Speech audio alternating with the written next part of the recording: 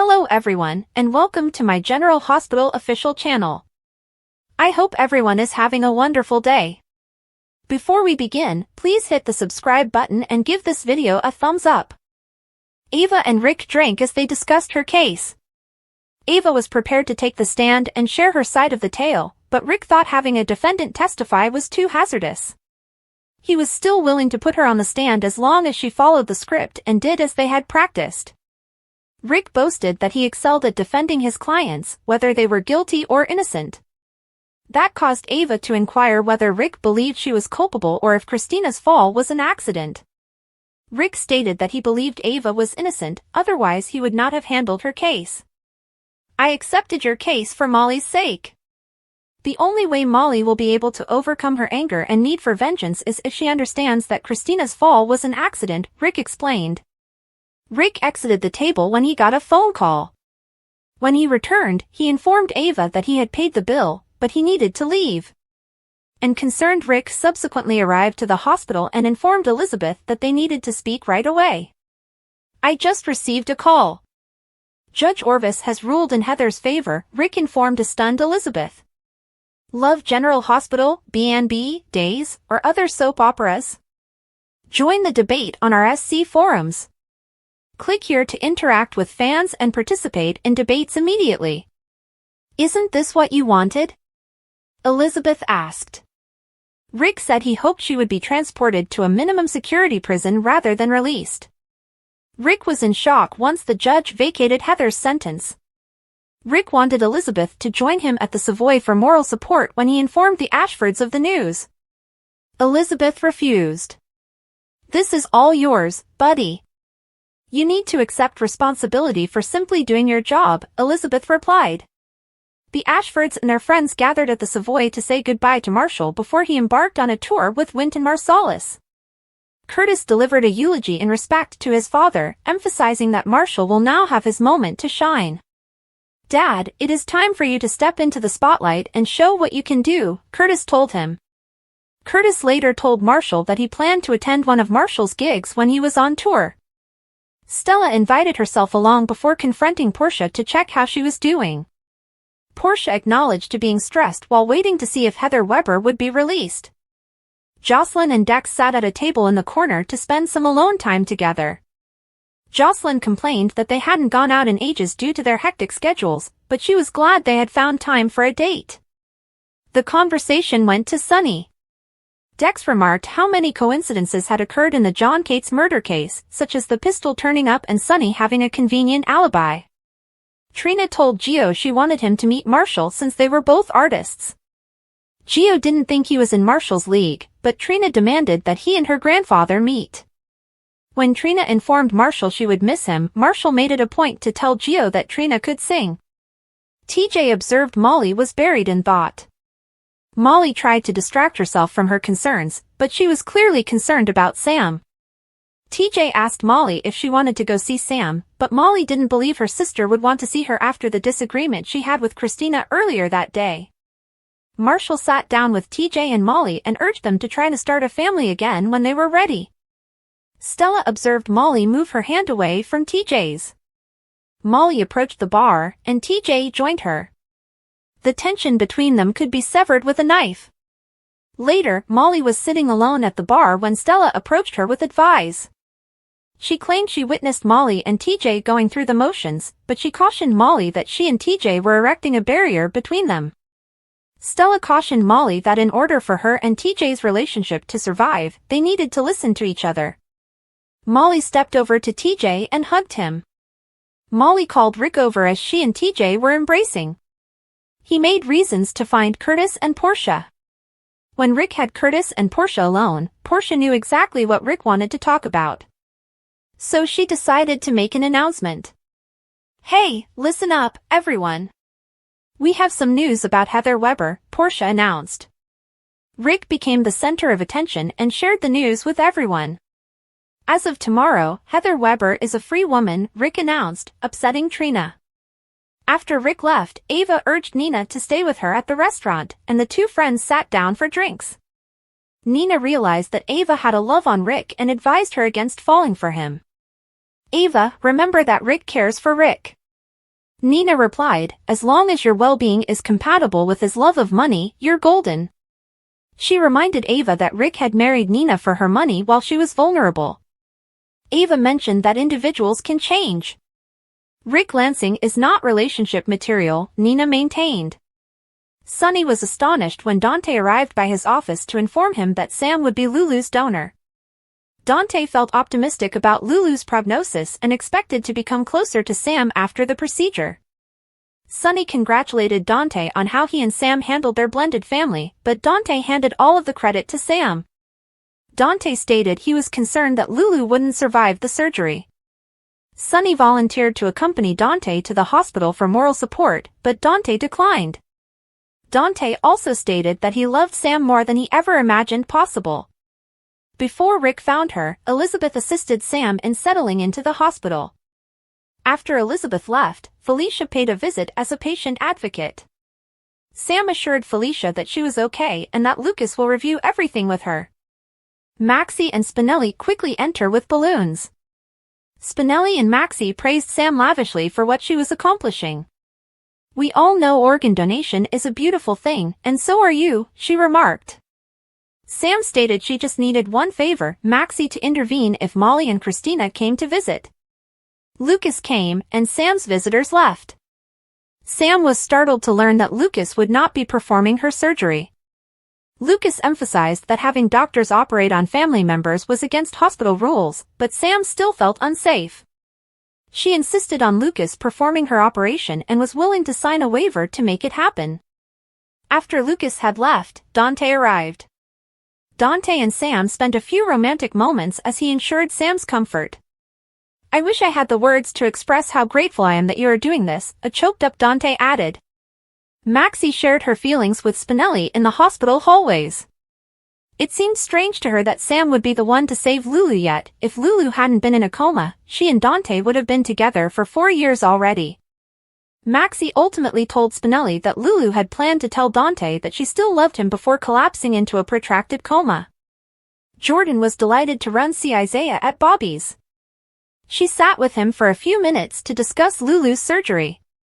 Jordan assumed that Isaiah had never intended to do transplant surgery again, but Isaiah argued that he couldn't say no to Lucky.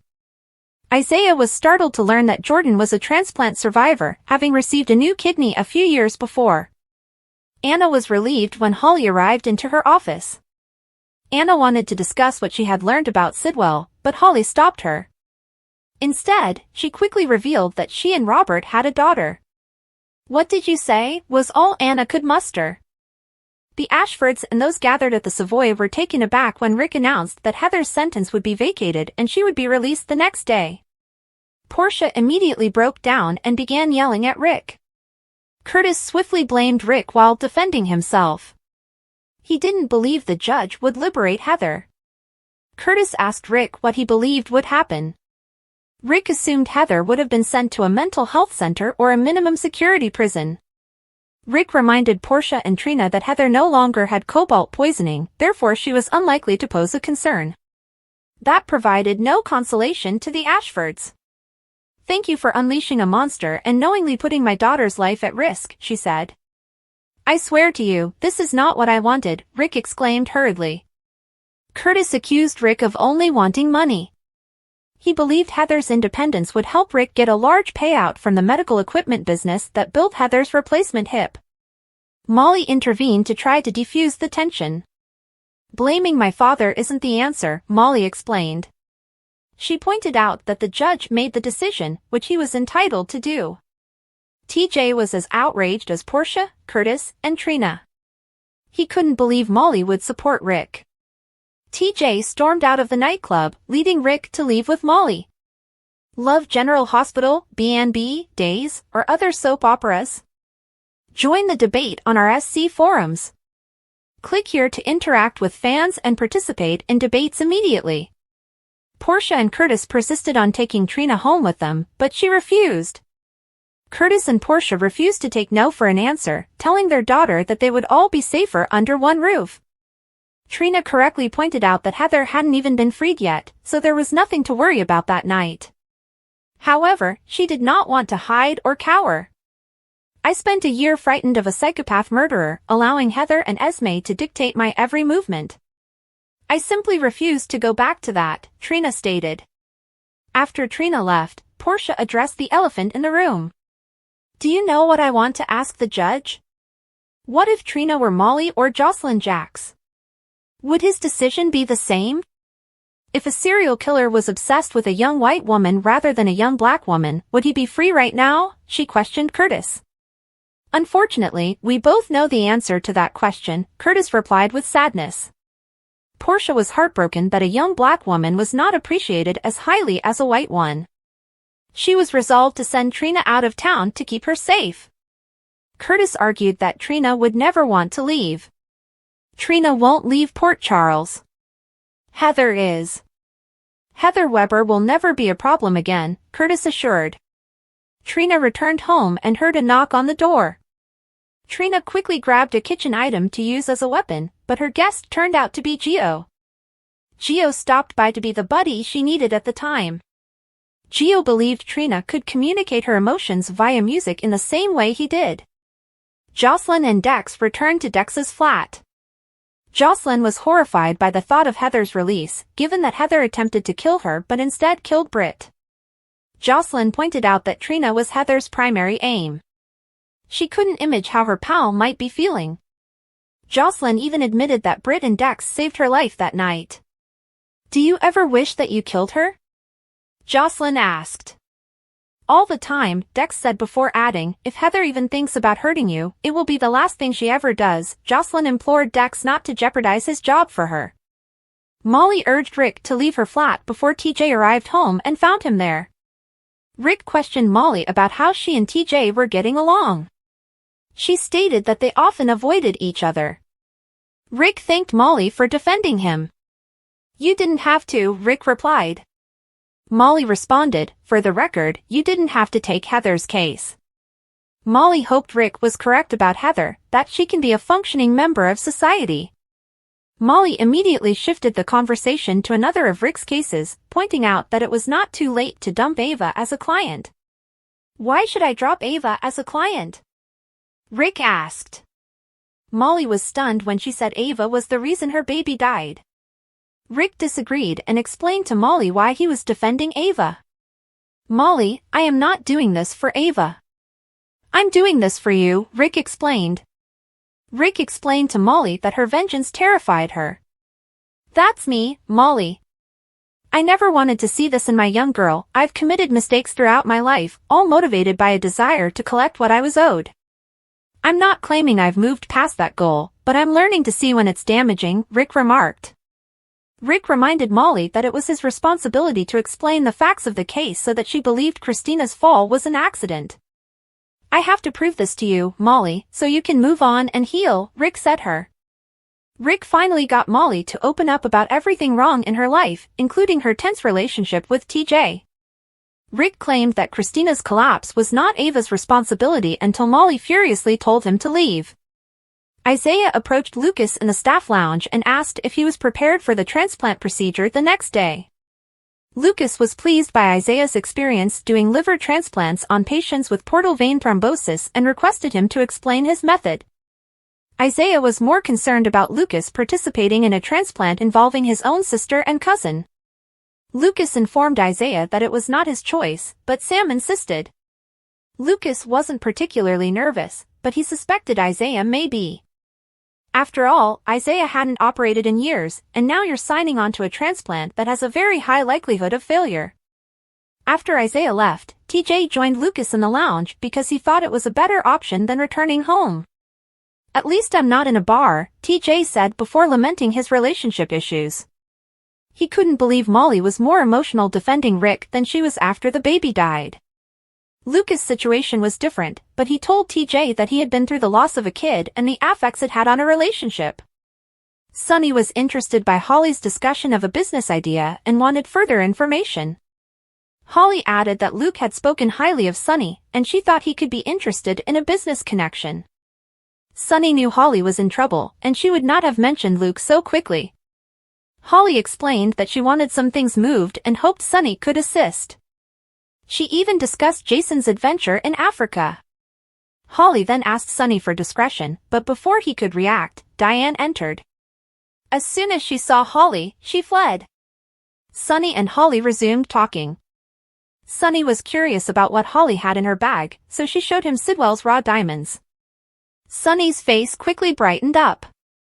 Holly assured Sunny that the gems couldn't be tracked, but Sunny pointed out the obvious.